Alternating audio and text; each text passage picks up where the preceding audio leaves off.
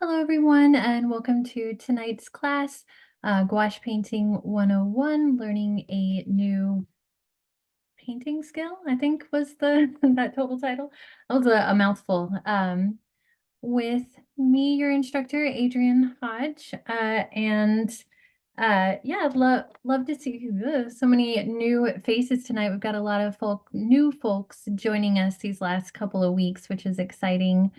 Um, so fun at the beginning of the year when we're all trying to stick with those New Year's intentions. I like the word intentions instead of resolutions, right? Because we're setting our intentions for the year. So yeah, tonight's class will be just an introductory class to painting with gouache. And if you have never worked with gouache before, it is opaque watercolor. So I like to think about a spectrum of water media with watercolor on one end and ink on the other end, or maybe you could think about um, not so much acrylic paint. It's really more like ink than it is acrylic paint. But if you've got ink and watercolor on either end, gouache would be right in the middle. So you can treat it like watercolor or you can treat it like ink. You can use it more directly. It is very opaque, but the difference between ink and watercolor is that it has this very matte finish. So it can look a little bit chalky, could be one way to describe it. Although not all the time, but definitely when it's used really direct and thick, it can sometimes look a little bit chalky, or it has this really nice kind of graphic quality to it that is really fun. And it's been used since really since paint has been around. I mean, it's been around for thousands of years, which is a surprise to a lot of people, like the illuminated letters that you see back on, like, the Gutenberg Bible, like in the original books that were printed on the original printing press, where you had the illuminated letters that were very elaborate letters at the start of a paragraph or text. Those were done with gouache, with a similar paint to gouache. Used a lot in concept work for Disney films by a number of illustrators. It's just been around a lot longer than people realize. So it's a really interesting medium, and it's combined a lot with watercolor. It's combined a lot with mixed media work, and yeah, that's what I know about gouache off the top of my head. So I'm going to switch to my tabletop view and share about supplies with you. But before I do that, don't forget to tag your work with those hashtags, Make It With Michaels or Michaels Classes. This is going to be a little bit more of a process kind of note-taking class tonight. So you maybe won't have a product, that typically might be Instagrammable, but I still think a good page of notes is worth Instagramming, and maybe you find something, find inspiration in this class and paint something from it. And anyway, if you do that, tag your work with those hashtags, Make It With Michaels or Michaels Classes or both. And you can follow me on Instagram at Adrienne Hodge Art. And here's a few of my business cards using calligraphy ink to do some paintings. I'm also on Facebook, Adrienne Hodge Fine Art on Facebook, if you can read the back of that. Okay, so I listed a number of gouache sets that you might get for tonight's class on the supply list. I've been trying to do this thing lately with my supply list and with the class descriptions where I answer those kind of frequently asked questions at the beginning before class even starts, so that we don't have questions, because people always wonder if it's okay to use supplies other than the supplies that I'm using. And the answer is always yes. So I have this Artist Loft jelly gouache set here that the good folks at Michaels sent me a while back to test out. And it has got a nice little, it got a little messy here, but it's got a little key for me to see what all my colors are. And it's got this fun plastic lid that goes on top to kind of keep everything moist. And so jelly gouache kind of stays, it's like it says, it's just very jammy. So I'm going to be using that. And if you have a set similar to this, then we're going to start out by spritzing it with some water. I've got a little water bottle off to the side, and I'll do that on camera when I get ready to do that. But just wanted to show you the gouache that I'm using. But there's several other sets listed on the supply list that you might use as well. And really any gouache will work fine. All we're going to be doing is this. So we are going to be making a few really fun looking layouts in a sketchbook. So I'm using the Strathmore watercolor paper sketchbook here that was on the supply list, and any watercolor sketchbook will work fine, or any watercolor paper. It doesn't have to be this exact same one. And we're just going to go through and we're going to do some fun brushstroke technique practice. We're going to talk about just painting in general, kind of getting started with a painting process. This could really apply to other water mediums other than gouache, but we're definitely going to be talking about the unique qualities of gouache as we go through this. So we'll do some of that, and then we will create a grayscale using black and white, a value scale in black and white. And then we will do a value scale of a color using a color and then black and white to create tints and shades of that color. And then we're going to water down some gouache, and we're going to see the difference between a value scale that we use black and white to create and a value scale that we create by just watering things down to get those different values, meaning the light and dark of something.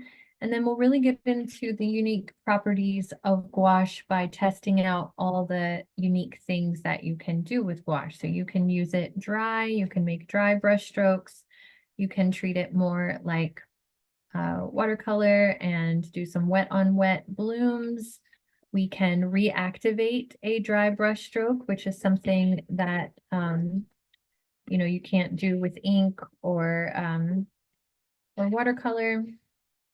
Sometimes you can reactivate watercolor, but not like you can gouache. And then we're going to do some dry on wet action, and then direct thick layers on top of direct thick layers. So that is something that really is unique about gouache that we can do to get that like kind of thick graphic quality to happen. And then we will layer a thick layer on top of a thin wash of paint that has dried. So just kind of playing around with the different ways that we can layer it and get some different effects. And then we will blot out some water with a paper towel to get this kind of effect that maybe could look like clouds when we lift out the wet paint with a paper towel. So it'll take about an hour and a half to get through all of these things. And let's see, did I finish saying all of the supplies we're using? So we've got that Strathmore watercolor sketchbook. And this was not on the supply list, but if you happen to have some paper clips or some, binder clips or something like that, or these clips that I got at the, I'm not sure if they sell these at Michael's, but possibly. But yeah, binder clip would work fine. And then we're going to use some different paintbrushes. I know people are going to have different paintbrushes than me. You're not going to have the exact same ones. So I'm not going to read off the ones that were on the supply list. But basically, if you have a flat brush, a round brush, a liner brush, and then I'm pretty sure I put a filbert on there. And I think I also put like a bigger round brush. So I'm going to test out those 5. And if those were not the ones that were on the supply list and somebody wants me to use like a different one that was on the supply list, I probably have it here on my desk. I just didn't refresh my memory of the exact ones. And I know we're gonna have different ones in the audience, so that should be fine. Let's see, and then you're also going to want some water cups. I've got 2 water cups here, and then I have a shop towel. Some paper towels will work fine. And I had a palette, and I guess I left it by my kitchen sink. I'm gonna grab it real quick.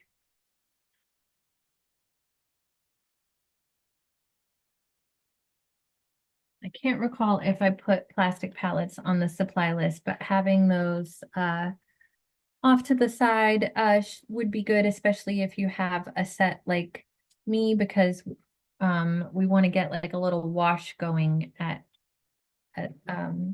several points in the class, and so you're going to want somewhere to dilute your gouache. So if you don't have that, make sure you have a palette.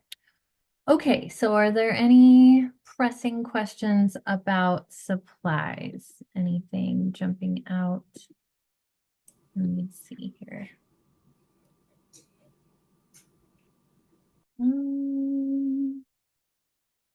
We are using whatever colors you want. We're not using a specific color, so we're just going to be testing out some different techniques and brush strokes today. And yeah, the gouache does not bleed through the paper. If you've got some nice thick watercolor paper, it should be fine. It's not going to bleed through. I mean, it might if you like really saturate your paper. That it's always possible, you know, to go through paper if you really test it.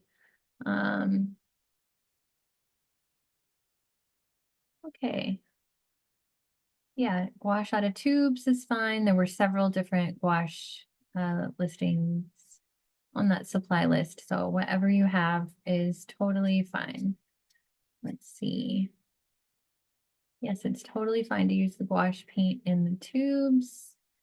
Okay, looks like still more questions about, is it okay to have supplies other than the supplies on the supply list? It totally is. That's why I listed multiple different options for the gouache. Okay, let me switch back and to the tabletop view and we'll get started. So I actually have another sketchbook identical to this one that I'm going to use since it's got blank paper in it. I'm just going to go to blank paper here.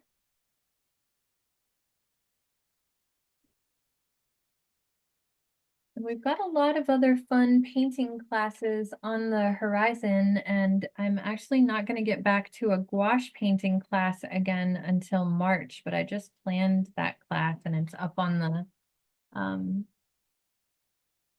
the Michael's website to register for that one now. It's going to be some king trumpet mushrooms using gouache, so that'll be fun. Yeah, that'll be at the end of March, but we've got some fun stuff with acrylic paint coming up in February. And then next week's class is making money as an artist, if I didn't mention that yet. I know I didn't yet in this class, so that one is worth signing up for if you make art and would like to try to start making money with your art. Then check out next week's class on that. I'll be talking about some different tips for getting started if you're trying to start marketing your work, you know, things to keep in mind. And then you know, like photographing your work to put it up online for sale, all that kind of fun stuff. Okay, so I've got my blank sketchbook here. I've got my jelly gouache off to the side, and I am just going to spritz my little cakes here with some water because they do get a little dried out. I'll do it over here though, not on screen, since I don't want to get my paper too wet. So that's just kind of keeping it nice and moist. One of the magical things about gouache is that it can be reactivated. So if you've got a palette that you were painting with several colors of gouache, you know, from today's class that you want to like sit down and paint again in a couple of days, you can. You can just add water to, you know, whatever gouache you have on your palette and keep painting with it. So that's really cool. And but it is important to note that if you're using acrylic gouache, that gouache cannot be reactivated. So that is the one exception. Okay, so let me grab a pencil here. Or actually I'm going to use a pen so my lines show up on the screen nice and dark. The one thing that I did not prepare is a pencil or a pen, but I got one now. Okay. So just to write at the top, you know, what we're starting with. Okay, so I think it's fun in our notes to have a little, you know, some notes about what particular paintbrush we are working with. So let's start with the this Princeton Elite size 6, since I'm very confident that was one of the ones I put on the particular supply list. And if it isn't, please stop me. But whatever brush you have, we're just going to read the side of the brush. And oh my gosh, it's stuck in between my pages here.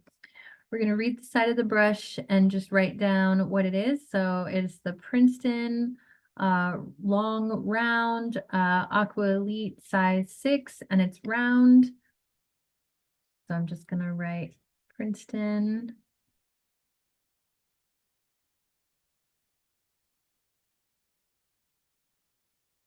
And 6 round. I don't need to write the Aqua Elite again. And one interesting thing to note is that when they say round, it's talking about this metal part on the brush. So it's like, even though the bristles are kind of rounded as well, that's just a fun little factoid to keep in mind. So like the flat brush, see how it's flat here on the metal piece. Like the bristles themselves are also flat, but then you've got like a filbert is going to have, you know, like a different shape here to that. Anyway, but they'll say on the side of the brushes what they are as well. Okay, so we're just going to use whatever color is speaking to you. And I really love this yellow ochre color. Let's see if that's how it's labeled on, it's labeled as earth yellow on my little set here, the earth yellow, but sometimes that same kind of color is called yellow ochre. And so I'm just going to take my paintbrush and I'm just going to load it up. I've got like a little bit of water already in there from where I spritzed it, and I'm just going to load up the brush with gouache and the water so that it's nice and fluid. And I like to say that a paintbrush is like a sponge. So a sponge, when it's full of soap and water and we press down really hard on the sponge, all of the soap and water is going to come out.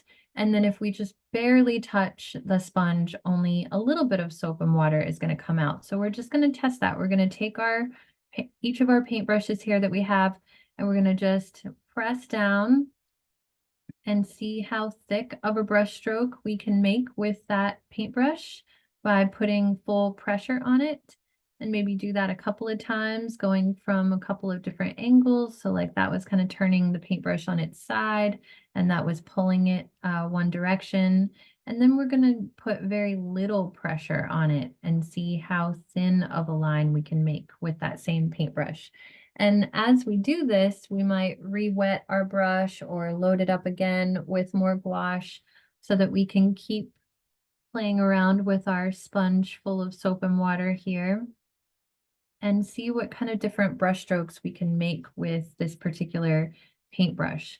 So I also want you to try maybe doing like some hatching, maybe some cross hatching lines with it. Try doing some little stippling dots. Maybe try doing some bigger like raindrop kind of marks with it. And then also let's try scribbling with it a little bit. So as we're doing this, we're getting a feel for how the gouache moves when it's loaded up on a paintbrush. We are also, just getting a sense of what this paintbrush can do. And then the other thing is we're getting kind of a muscle memory going here. Like we're practicing controlling a paintbrush. And if this is, kind of your intro to painting, your first time painting in a while, or maybe your first time painting ever, then doing this with all of your paintbrushes is a great way to just develop the ability to control that paintbrush and get it to do and make the marks that you're trying to make with it. And that's something that a lot of people struggle with when they are painting, is being able to just control the paintbrush itself. Okay, so let's Hey, move on. Adrian. Oh, yeah. I have a quick question for you. We have somebody who has gouache in tubes. Do they need to add water to it? Yeah, just a little bit. You don't need to water it down too much, but just get it where you can like load it up with some gouache and some water. So like the only water that I added here was like there's like a little puddle from where I spritzed it. So yeah, not we are going to water it down a little bit more and make more of like a wash in a little bit, but for now, just whatever you need to get it to fill up the brush. Thank you. Yeah. Okay, let's move on to a flat brush. Okay, so I have the Princeton 1/2 inch, it's called the stroke brush, it looks like down there, but it's a flat. So I'm just gonna write Princeton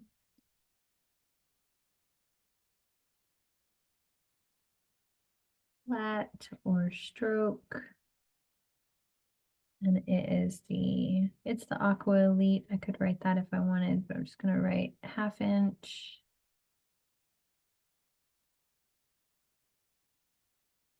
That is how the brush is labeled. It has the word stroke on it.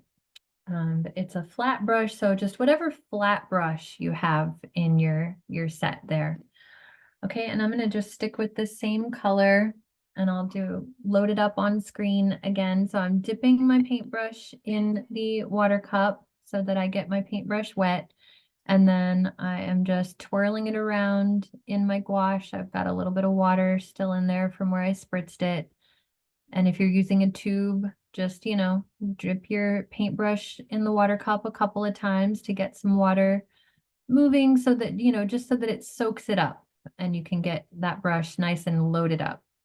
So we're loading up our brush. And a brush like this that's got like the bristles are like long like this, it's got the ability to like really mop up a lot of pigment, paint, and that is helpful when you're working with water media. Sometimes people don't get the same results that I might get in a demo. Like I have an in-person class in Austin right now at the Contemporary Austin Art Museum at Laguna Gloria. And I actually taught my gouache painting class this morning, and one of the people in the class was not getting the same results that I was in my demonstration. And I was using a brush like this, and they were using just a shorter flat brush. It just didn't have the same length, and also it didn't have just the same like amount of bristles, so it just wasn't quite as moppy as mine, and so it just didn't, pick up as much paint and water, so therefore it wasn't able to push around as much paint and water. Okay, so let's see what we can do with this one when we put our full pressure on it. We can get a nice big flat stroke to happen. And then if we turn it on its side, on its edge right there, so that I'm getting that thin line to happen, I can get a really thin brush stroke to happen. So I can get almost the same thin line with this big flat brush as I could with that round brush with the tip at the end. So it's just all in the way that you're holding it and the brush strokes that you're making with it, you're going to get, you know, some different results. So we're just seeing what we can do with this same brush stroke. And then maybe we'll make some little rectangle brush strokes like this. And let's see if we can scribble with it. What happens if we kind of try to scribble? Like I can get these cool thick and thin movements to happen. And maybe I could take the corner of it and get some little textured dots to happen. So that's fun.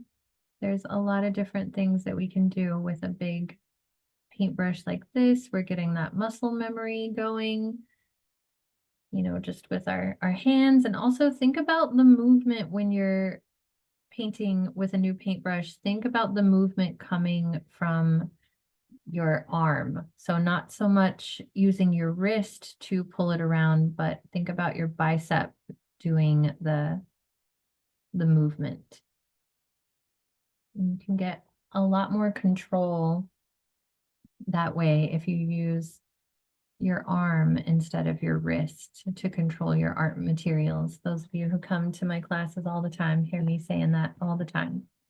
All right, paintbrushes go in our water cup face down when we're not using them. Sometimes I'm recognizing we've got some absolute beginners in the class, and I teach a lot of beginners, and that's one of those things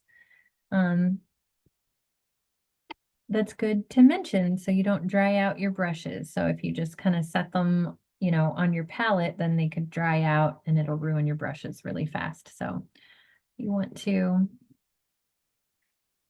have them face down in the water cup when you're not using them. Okay, let me move my camera just a tiny bit here. I'm going to use this filbert brush next. Filbert brushes can be really great for blending because of just the shape of that little rounded bristle. It's like kind of flat, but it's also a little rounded. And if that was not on the supply list, then I don't know what to say. I'm still going to test with it. It is the Princeton size 8. Let's scooch that down. Princeton size 8 filbert. And that's just a fun word to say. All right, so I'm dipping it in my water. And I'm loading it up with that same color.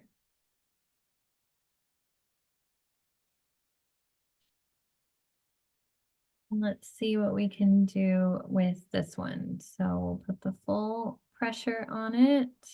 We can get this nice rounded brush stroke similar to the flat brush stroke to happen.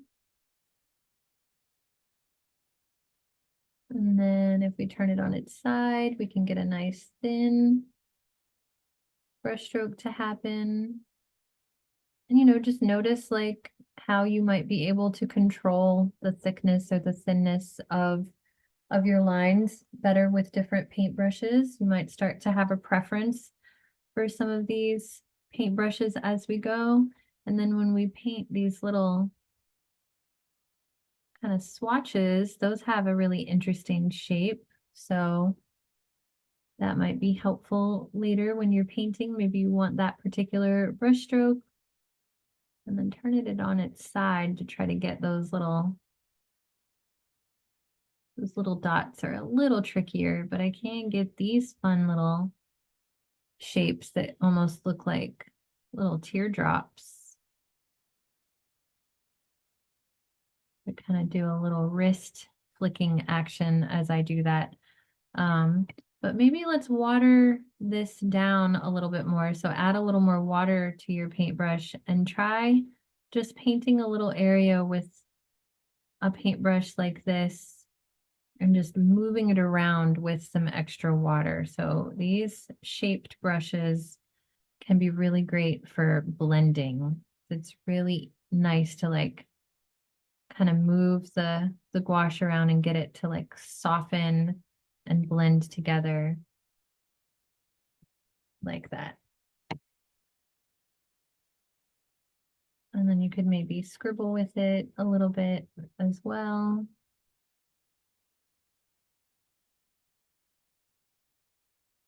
All right, now we're going to try our aligner brush.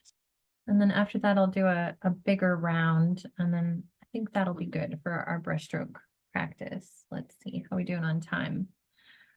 Right where I wanted us to be. Okay, so I have the Princeton Aqua Elite liner, and it's a size 4, but I also have a size 1. Let me use the size 1. I also have a round size 1, and I think I might have put both of those on the supply list. But let me just use the size 1 liner.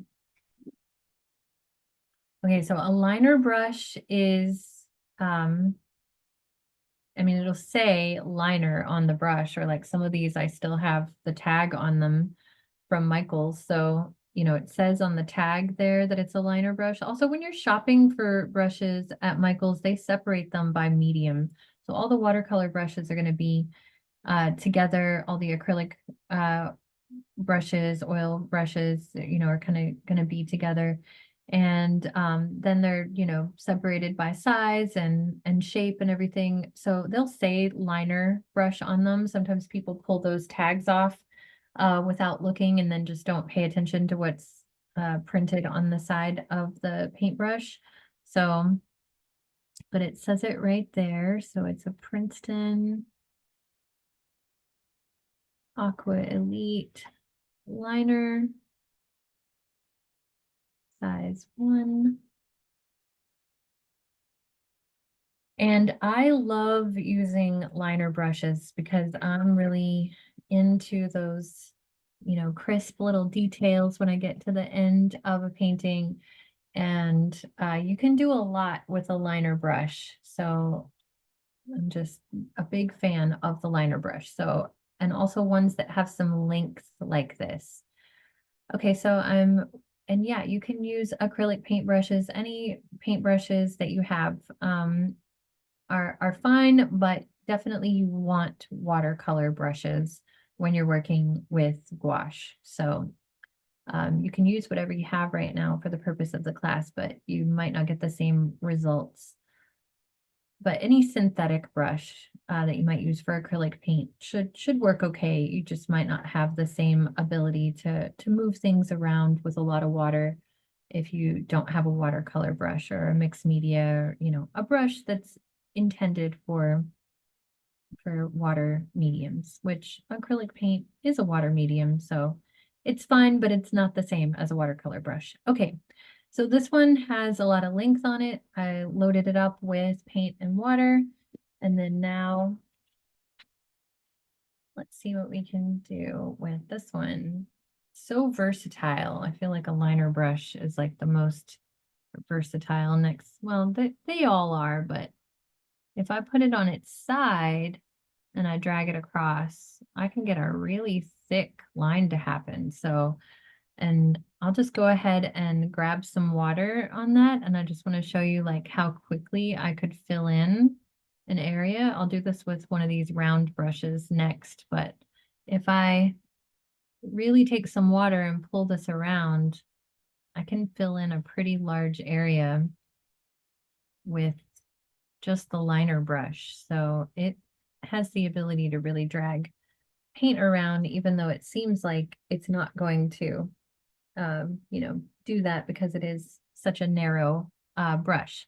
But then if we use less pressure, then we can get these really fine lines to happen. And again, use your arm, not your wrist, to control the movements that you're making. You're gonna get more control this way, and it comes with lots of practice. So if you're not able to make the same sorts of brush strokes that I'm making, and this is like your first time painting with that paintbrush, please don't be hard on yourself. It comes with, you know, lots of practice. And then I can get these little stippling dots to happen if I really control the amount of pressure that I'm using. Sometimes I make a tripod with my pinky. I learned that from an old art teacher friend named Katie Ryan, who I used to work with years ago. And yeah, she taught me to kind of make a little tripod with my pinky, and that helps really to balance, really, locking your wrist. I think putting, even sometimes I just put my pinky out, even if I don't touch the paper with it, it helps me to balance my hand and lock my wrist so that that movement is coming from my arm. Okay, and then we can do some scribbles with that.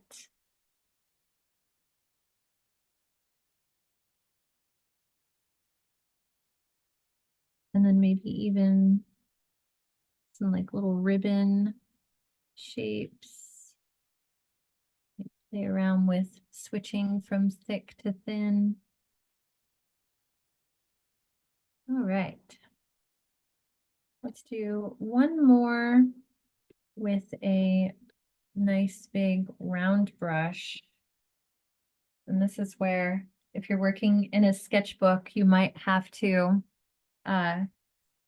wait a second for your paper to dry. Or if you happen to have a second sketchbook like I do, I'm going to kind of switch back and forth between the two of these while I'm letting those pages dry.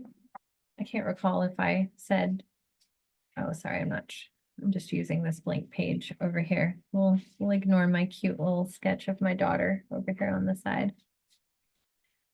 I'm running low on blank paper in this particular sketchbook. Okay, so let's do this bigger round brush here. So I have a size 10 Winsor Newton watercolor brush, and it's just a nice big round brush. So any bigger round brush. I've also got a 12 here in front of me. This is the Winsor Newton.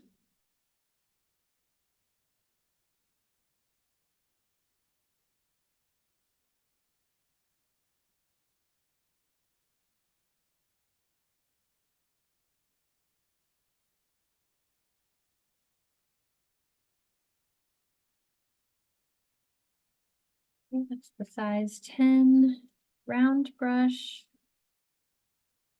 So I'm going to load it up with some water and some gouache. And this one is really gonna, the bigger the brush and the more, paint and water it's gonna soak up, and then the bigger the area you can fill with it. So I should be able to get like a nice big brush stroke with it. And then let's add some water and pull that around a little bit and like just paint a whole little area. So I'm just kind of going back and forth with my brush strokes here to fill in a larger area with it. And yeah, all of these little brushstroke practice drills serve a lot of different purposes, but one great side effect is we're getting more comfortable with the gouache and we're seeing how it moves on the page. All right, I'm going to load it up one more time. And then see how thin of a line. So we had that really big brush stroke with it, but then I can also get a really thin brush stroke with the tip if I just put a little pressure there. And then I can get those same sort of little rectangles or squares to happen. Maybe I can do some little stippling dots or some little line dots. I don't know about y'all, but I love just doing brushstroke drills and doodling with my paint brushes. It's a great way to get comfortable with a new paintbrush and yeah, see what it can do, get inspired. Maybe some of these little doodles that you're doing with your your brush strokes can inspire you to do. Like an abstract painting. I actually had a class a while back on abstract studies, and we did it with Tombow markers, but every time I've taught that class in person lately, teaching abstract studies, I always tell everybody to go back and well, I use the same stuff from the abstract studies class that I did with Michael's back in August, I believe, using markers. I do that same sort of thing, but I tell everyone to go back and look at, these drills that we did on the first day of class, and all these different marks that you make can then become, interesting shapes and lines that you might use in an abstract study. Okay, let me move this aside now and go back to the other sketchbook. And this page should be dry enough that I can turn the page. And if not, I am just going to blot it a little bit. So if you're having the same issue, you can, and you want to be able to turn your page right now, you can just take your paper towel and blot it to get any of the excess water that might be there on the page, and then it should be dry enough that we can turn the page. But if not, hopefully you've got some other watercolor paper, or you can just wait. There's no rule that says you have to do it right now with me if you can't turn your page and you don't have any other paper to use. Okay. So the next thing I want to do is create some value scales. So this is where you're going to want, oops, just smeared some gouache on my little sketch of my daughter there. That's okay. It's going to be fine. We are going to make a gray scale with black and white, and then we're going to make a value scale with a color, and then we're going to dilute a color and make another value scale, and then we'll move on to that those other brushstroke practices,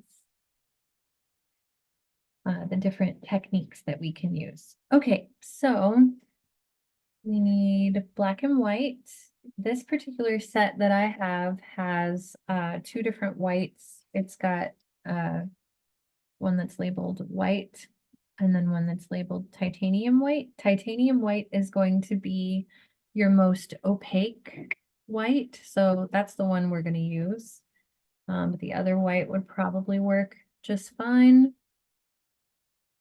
I just realized I've got a little bit of pink in my white, so I'm going to clean that out first real quick. Okay, so let's label what we're doing here. We're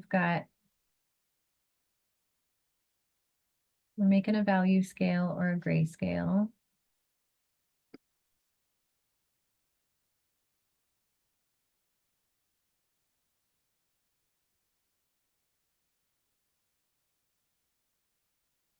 So a value scale is just, the light and dark. Value refers to the light and dark. And on one end, we're going to have our black. That's our absolute black. And then on the other end, we're going to have our white. And then we'll have our medium gray somewhere here in the middle. But then all of these are going to be, shades of gray, right? But this is going to be kind of our mid-tone gray in the middle is what we're going to be aiming for. And then these are going to be the lighter grays on the white half, and then the black half are going to be the darker grays. So I'm just going to use, let's see, I'll go back to the first paintbrush that I started with, that size 6 round brush, but it honestly does not matter. Whichever one of these brushes you have been, digging on during our little practice here, that's the one you can use. And then actually I've got, oh yeah, no, I don't have two blacks. I have a black and then a Prussian blue that looks almost black. So let's start with the black and go ahead and paint a swatch of black here. And kind of the same amount of water that we were using, you know, just enough water to like get it moving on the page. So we'll paint a little swatch of black.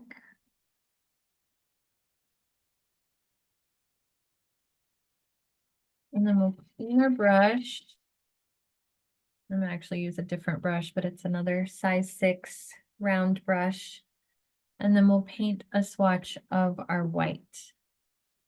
And I am not gonna have my palette on the screen every time because it's a little too much to keep moving it back and forth. We'll go ahead and paint a little swatch of white, and it's maybe not going to be very visible on the white page, but you know it's there. And then we'll clean our brush again, and then this is where we're going to want our palette. So we're going to start to mix up. So, you know, unless you, yeah, if you've got tubes or whatever you have, we're all going to probably need a palette here. So we're going to take some of our white to a little separate area on our palette.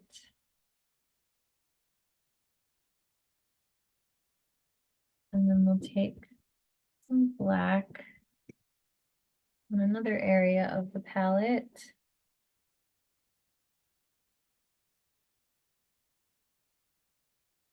And I always tell people to try to keep their colors separated on their palette just so that, you know, you don't turn all of your white gray, or like, you know, if we were making a green, to not turn all of your yellow green when you touch it with the blue, etc.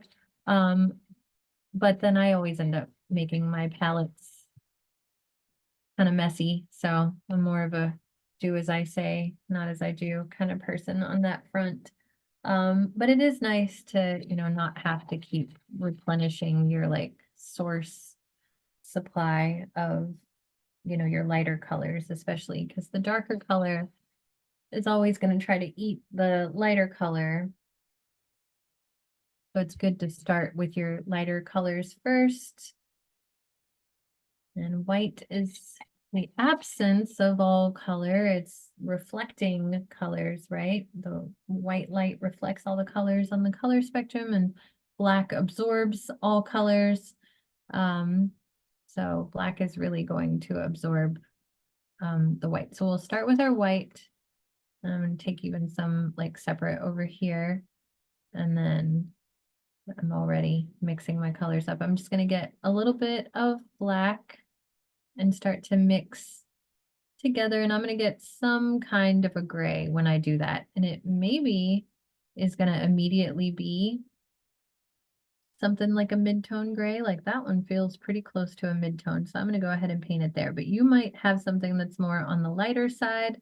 Whatever you have, go ahead and paint a swatch with it. Like there's no wrong shade of gray that you're going to get here. So I really just want you to, you know, practice mixing up a value scale here. And we did this before with acrylic paint in a recent class on color theory basics, where we made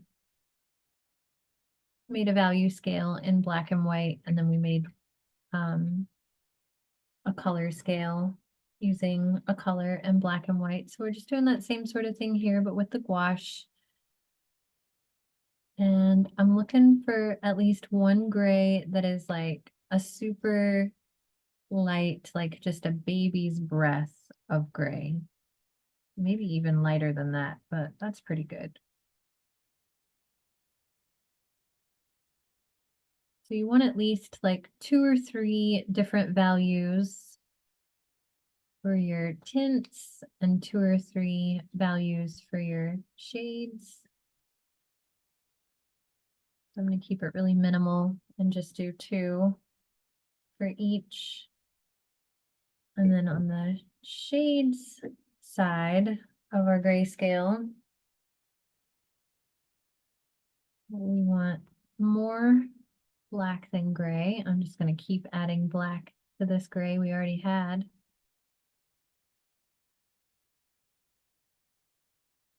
Looking for something a little darker than that mid-tone. Oh, that's kind of the same.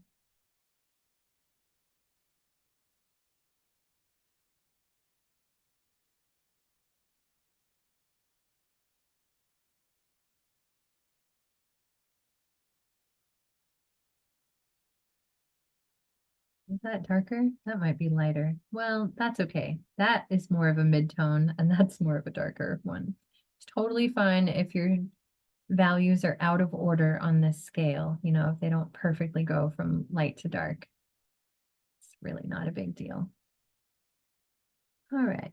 So yeah, we just want a couple of different shades and a couple of tints of gray here, just seeing how we can mix up a grayscale.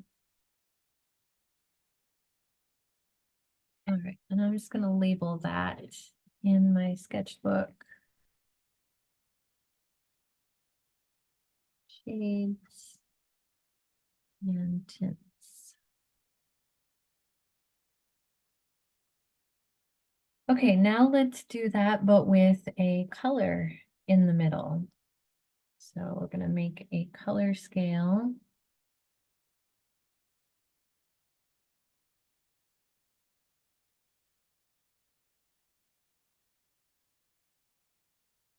Value scale of a color.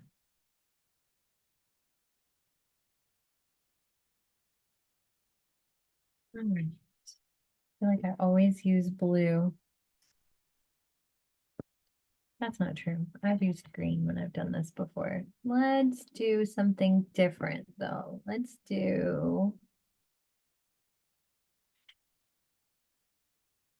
gonna do this pink color here. This is my rose.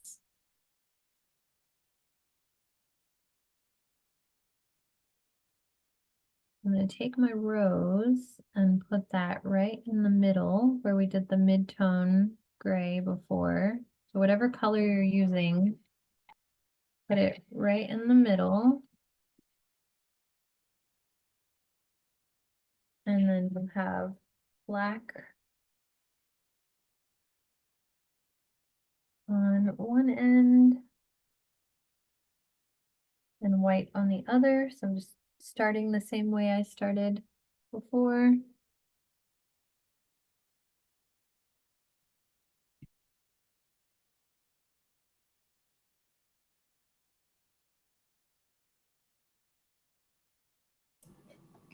Adrian, I have a question for you. Okay.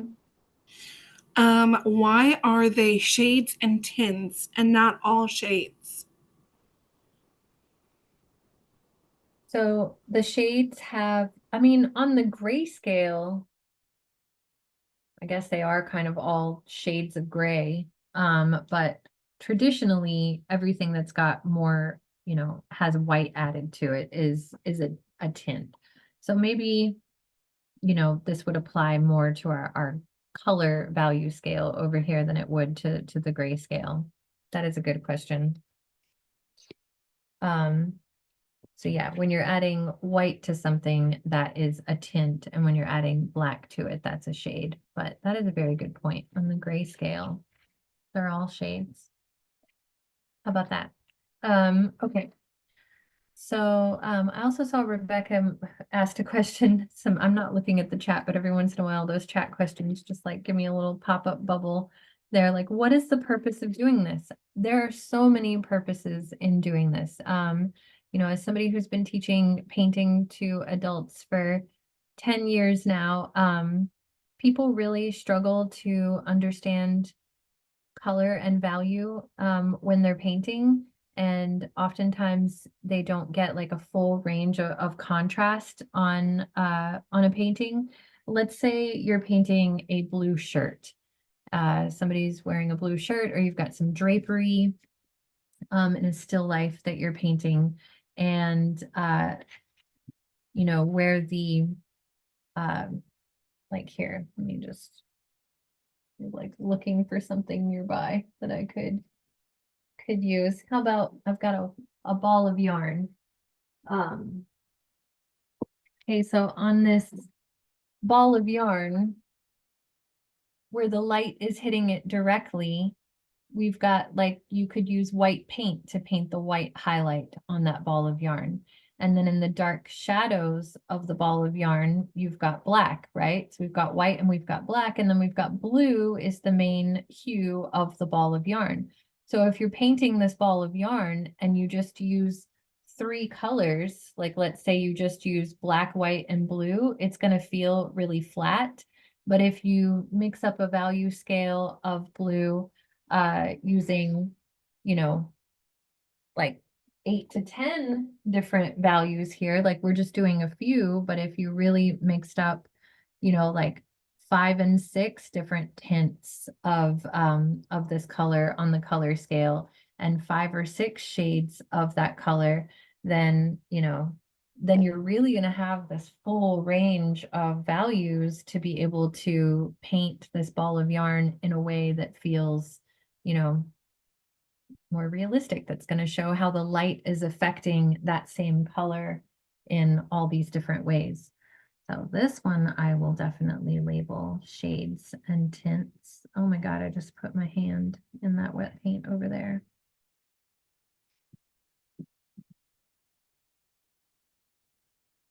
All right, so let's take some white and like really try to get like that baby's breath version of this color that you're mixing up. So for me, it's this rose color.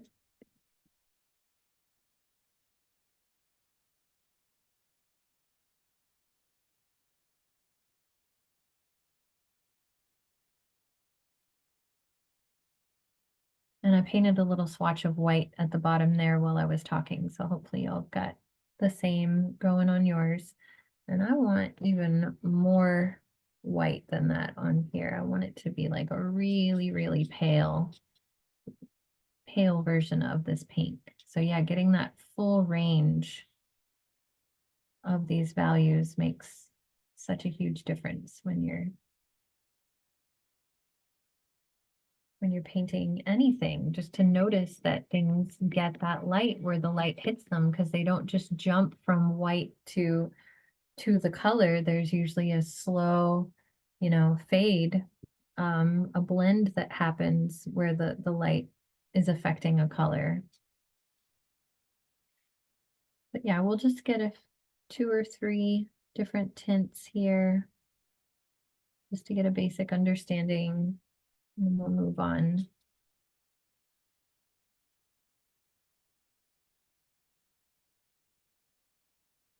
So yeah, tints are the color plus white, and then our shades are the color plus black. I definitely got ahead of myself labeling that grayscale. I'm glad somebody said that.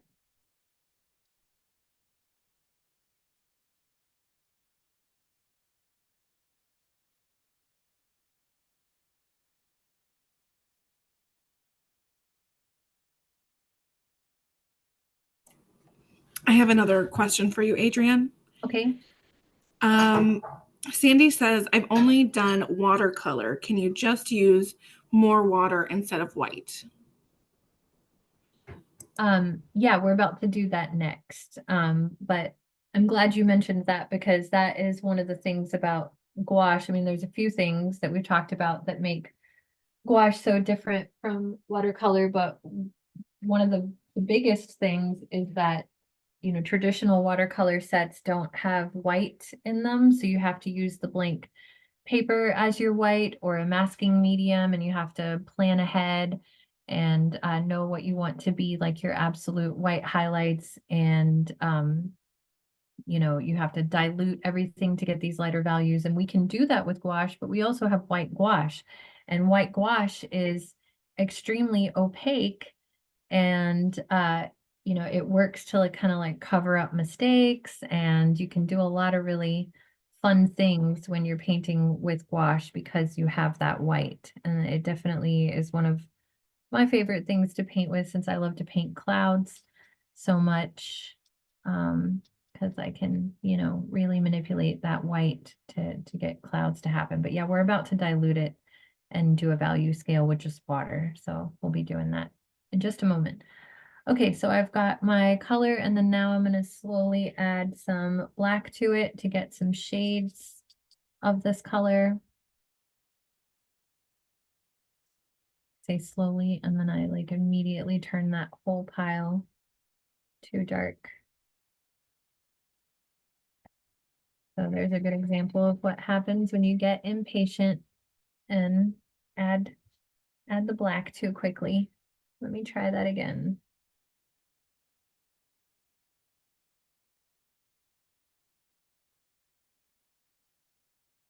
Okay, this one I still had some black on my brush, so this is a good one because it's just got a little bit of black in it, so it's a little bit darker than my regular hue of rose there.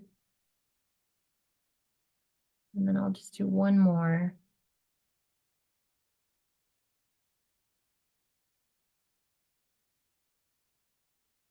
Yeah, just noticing how the adding black affects the value of that color. And same thing, you know, as it's shifting to the shadow of a subject like that ball of yarn, it's not just going to jump from the blue to the black. There's going to be a shade of blue on the yarn that's going to fade. So having an understanding of how to mix up all those values are going to make it so that you can, you know, have that subtle shift and blend.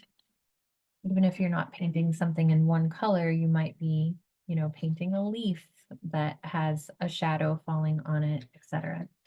Okay, so now let's do one where we're just diluting the color, and I'll just use that same rose color here. And this time I'm just going to take some of the color to my palette, and then I'll just keep diluting it with water to get a value scale to happen just with water. So the first swatch that I make at the top is going to be similar to those swatches that we were making before, where it's just a lot of paint and just a little bit of water, so we get it to be nice and opaque.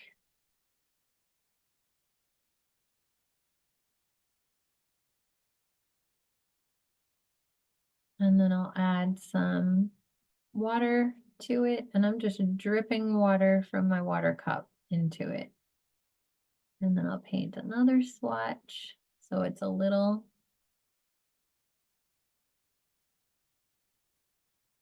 more fluid. And then I'll add even more water and paint another swatch. And this might not look that different at first, but when it dries, it's going to look a lot different. And then we'll keep adding water. And you could have this like in a palette, you know, you could have several different values, just like in each different well, you've got a different value of that color if you're going to continue, if you were going to continue painting, you know, from, you know, a value scale like this and not just making the value scale.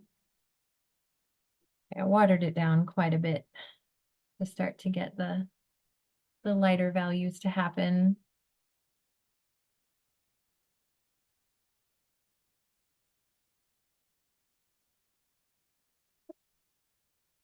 So each time I'm just watering it down even more.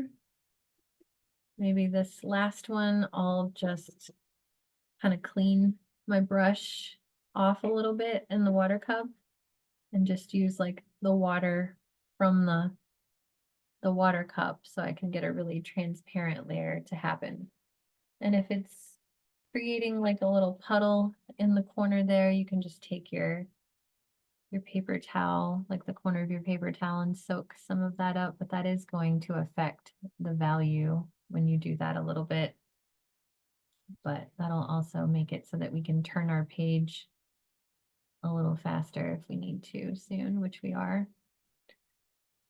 Okay, so yeah, you could make like 10 of those if you want, but I'm just going to stop there. And I'll go back to my other example to show you, like, if you just keep going, you can get some like really transparent layers to happen if you just keep adding water.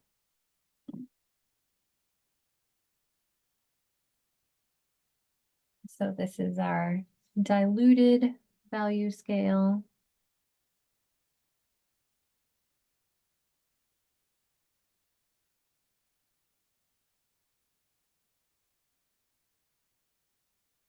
All right, now let's get into some of these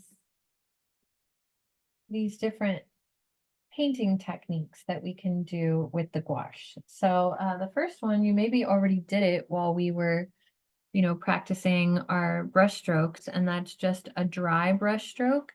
But in case you haven't done that yet, um, maybe you didn't use enough water and you did more of a dry brush stroke already. We're going to paint our dry brush strokes in two places right now because we want one of them to like really be dry on the page. So we're going to do a dry brush stroke.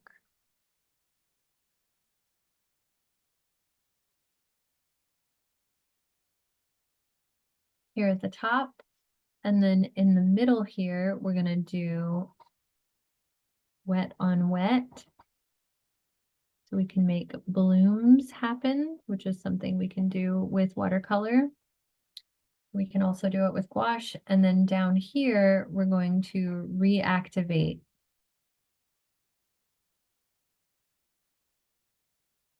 a dry brush stroke.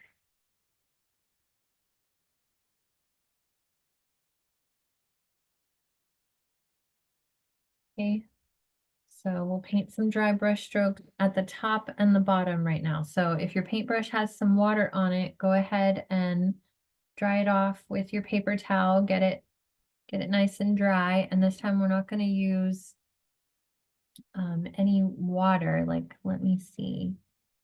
My red looks pretty. Like, is that my red? I misplaced my little, oh, there it is. This one is my Canson is how it's labeled, or the one next to it is deep red. Okay, it's kind of an orangey color. Anyway, I am loading up my brush without any water. Like I'm kind of having to dig in there with it. So if you're using gouache out of a tube, just straight out of the tube, just load it up without any water. And we'll just paint some dry brush strokes. So this is one of those things that when I was teaching this in person, I talked about this. I used to have a hard time as an art teacher. As a teacher, a lot of teachers have this problem where they kind of push their preferences on their students. And I definitely used to do that. I used to say that like getting these dry, scratchy marks was like wrong or bad. And I'm like embarrassed to admit that now because I try to all the time catch myself if I ever say like, you don't want that. I'm like, well, actually, you might want that, just because it's my preference to not want, those dry brush strokes, those dry, scratchy marks doesn't mean that somebody else might not enjoy that texture.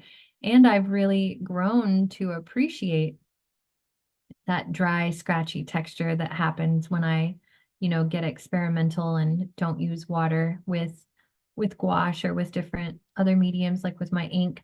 So yeah, what's bad about it? I don't think there's anything bad about it. If it bothers you, then, don't do it, but it might be kind of cool. And definitely if you were trying to get like the effect of like, let's say, light radiating out of like a sunbeam, and you were using white to try to get that sunbeam ray to happen, you might use more of a dry brush stroke with your gouache like this, and that might make the kind of, the rays of the sun feel like they're dissipating over a landscape.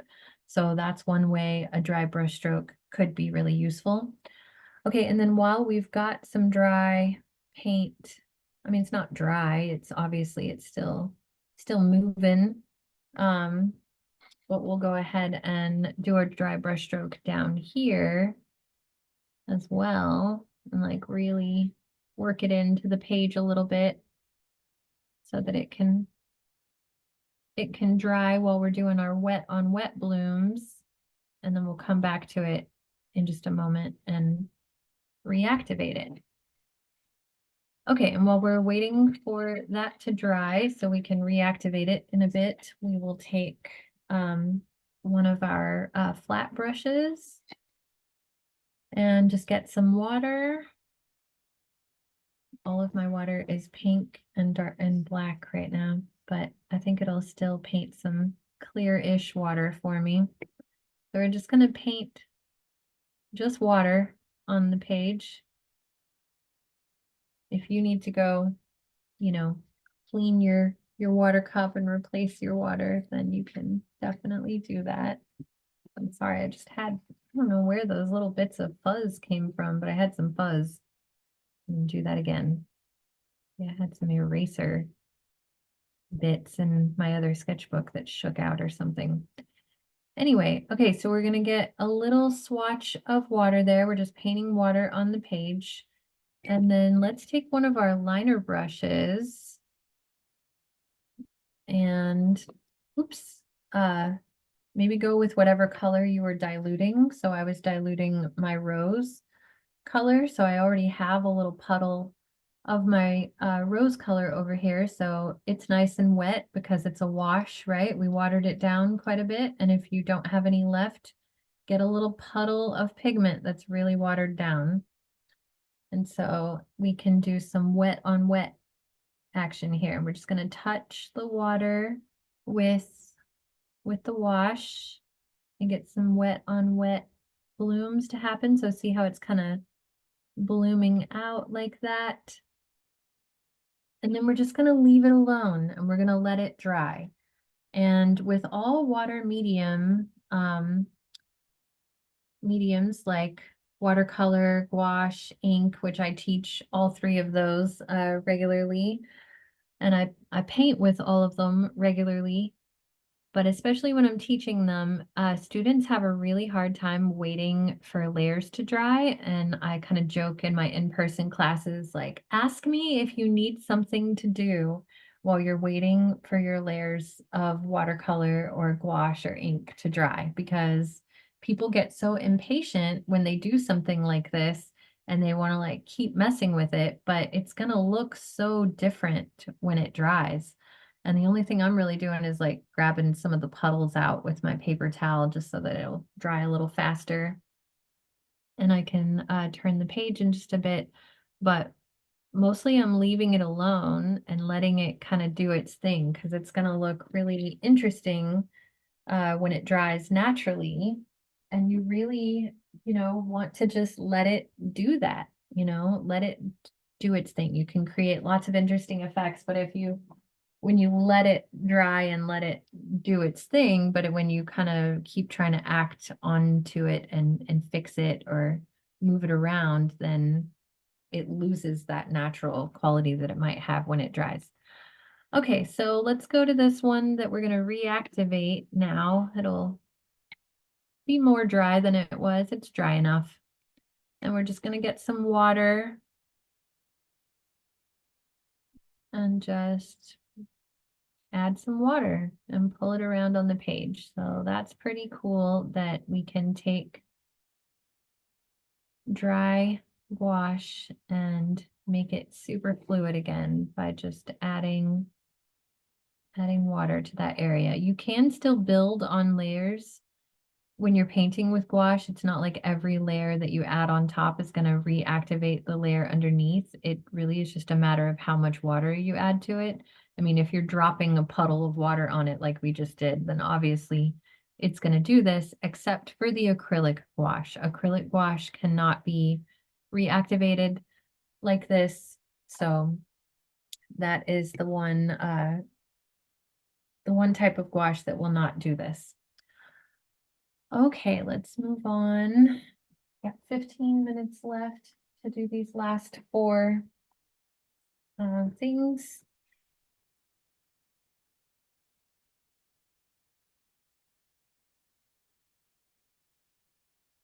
Also, it was the yarn, in case y'all were wondering what that fuzz was on my sketchbook. I'm like, oh, right.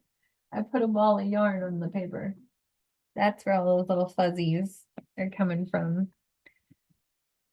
Okay. So the next thing we want to do is our dry on wet.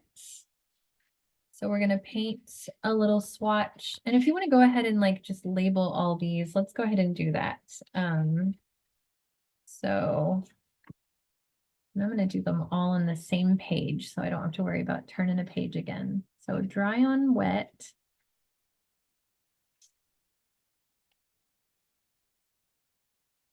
And then we're going to do a direct layer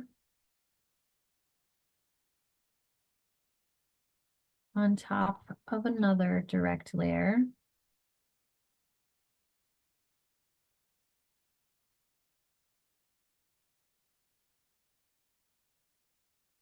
And then we're going to do dry on a wet layer. That has dried.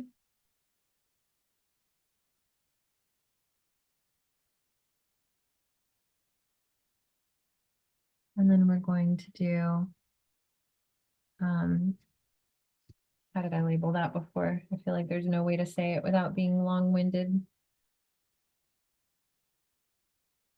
We're basically going to lift out some paint. So we're going to lift paint out of a wet layer.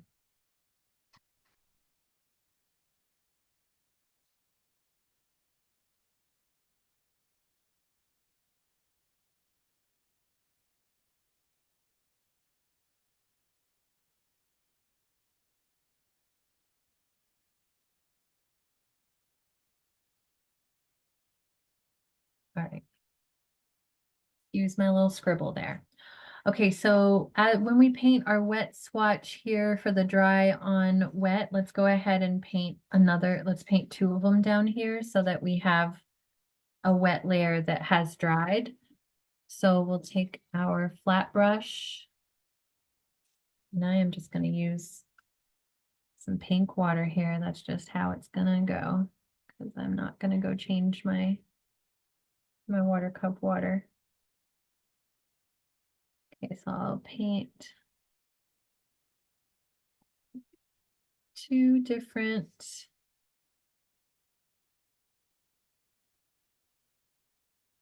little wet swatches.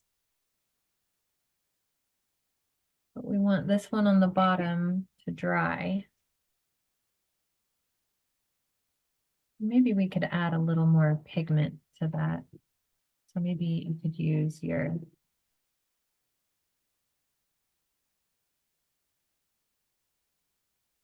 your wash of that color that we were using before, so that this layer has some pigment to it.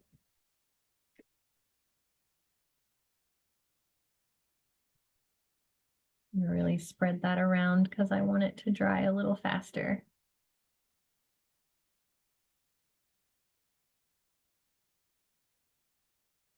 So I'm really just pulling it around a little farther to get it to dry a little faster. And also I don't want to stick my hand in my puddles, but hopefully you've got more space. You're not trying to paint everything so it'll be, visible on a Zoom screen, so you can spread out a little bit more and not worry about these things like I am, hopefully. Okay, and so up here we want to do dry on wet. So we've already got our little swatch of water, although this one was drying while I was messing with the other one. And then I'm going to take my dry paint, so I'm going to load up my paintbrush without any water.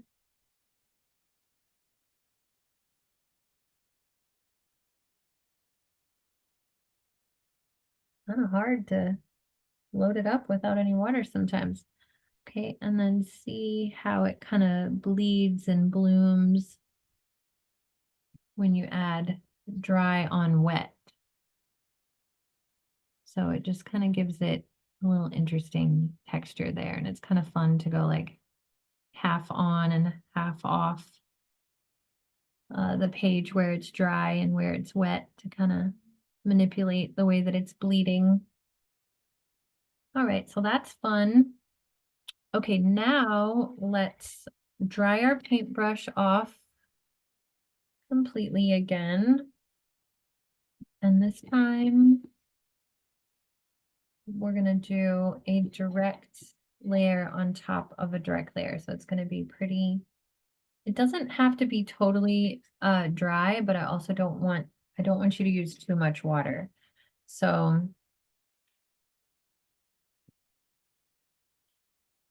let's see, I'm gonna go back to that yellow ochre color. So I don't want it to be like a puddle of pigment here, but I also don't want it to be too dry and scratchy. So, you know, just try to get it to be a little fluid and a little balanced. If there's too much water, it'll just crack when we do this and it won't like sit on top of the next layer. So you just want to balance between like some moisture, you know, but not too fluid. All right, and then we'll just paint a little area with that direct gouache. And this is kind of, you know, a way that I see gouache being used quite a bit. You know, when I'm scrolling on the internet, I see people using it like to get this really direct graphic quality to happen. So we've got this nice direct layer. And then I'm going to clean my brush.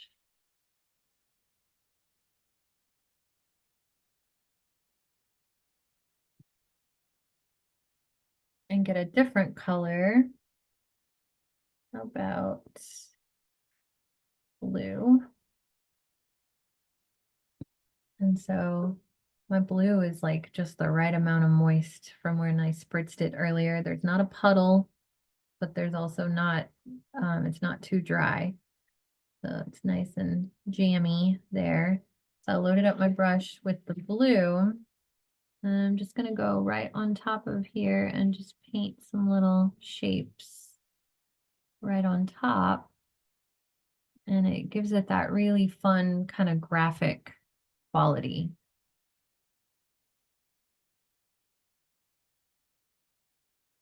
And that really only works when it's, you know, kind of like the consistency that I described. If you have too much water, then it'll crack. That's it. When it dries, it'll crack. And you'll see that it cracks. So you just try it again. Okay, so while we were doing all that, this should have dried. Mine's not totally dry, but it's dry enough for what we're trying to illustrate here. So let's just see how it looks. We saw how it looks when we did dry on wet up there. Now let's see what it looks like dry on a wash that has dried. So we can get that kind of graphic quality to happen again, but it's, you know, kind of in contrast to that washy layer underneath as opposed to the direct layer on top of a direct layer. So we're just trying out some different stuff here. Okay, and then the last thing I want us to do is lift it out with a paper towel, which is something, if you've worked with watercolor, you've maybe done this with watercolor, and this is kind of what you have to do to create, you know, like some clouds on watercolor paper using watercolor because you don't have white in a watercolor set. So I'm going to make a little wash of blue real quick, or maybe purple since I already have my wash of rose going there.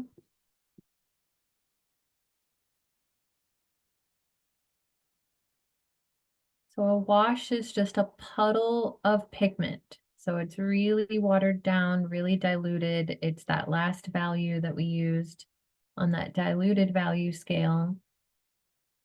And then this is going to happen really fast. So it's very minimal action.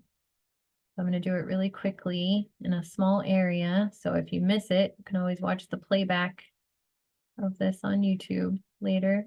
So I'm just painting my swatch of my wash here. And then while it's all still wet, I'm going to take my paper towel in a kind of strategic way.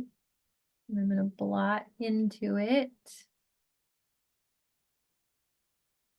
And that's it. I'm just going to blot into it, but I'm going to try to kind of blend a little bit when I blot to try to get that cloudy effect to happen.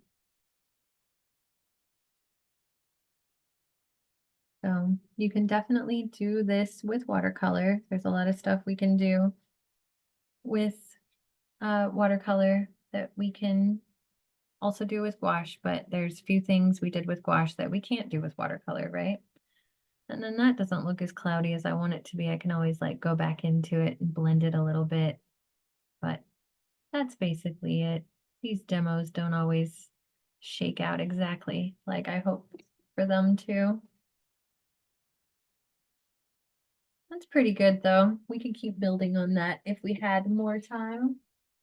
Let me go back to my other example here since it was just a better example. So yeah, and then when it dries, maybe that other one will look a little fancier like this. All right, so that's it, y'all. Let's see, we got 3 minutes left. Do we have any questions? Or does anybody want to hold up like a really fun example and share some of your results from all that gouache practice? Oh, very nice, Sarah. Yes. Oh, those are some great swatches and different effects over there. Lovely. Thank you, Shantricia. Really enjoyed having you. All right, look at that. We've got some dry brush strokes from Barbara and some blooms, and your diluted value scale looks really nice and ooh, you got a lot of different values on that one. I love that you kept going with that.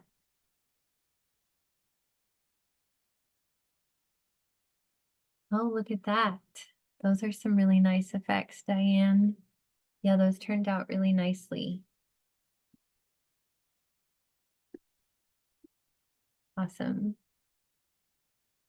Okay, and this is Valerie. Those are some lovely grays and rose values there. Beautiful practice. Thank you.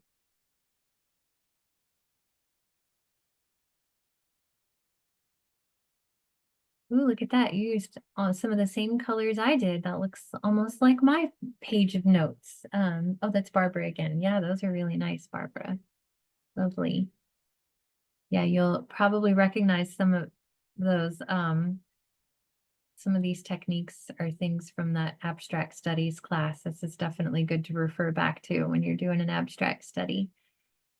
Ooh, yes, really nice. Love how tiny your notes are there.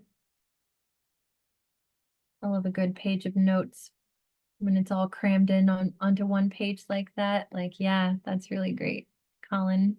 I love seeing it all on one page like that. It's just very satisfying. Those are beautiful. I like those colors you used.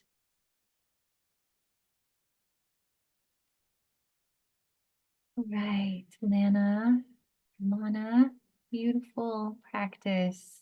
All right, well, hopefully y'all will keep painting now that the class is over and you've got all these ideas swarming around in your head from all of this brushstroke practice. Maybe you can keep going and paint something, and a little abstract study would be a great thing to do from everything that we did today. All right, let's see. Yep, we're at the hour. I was going to see if I had a minute to answer a question.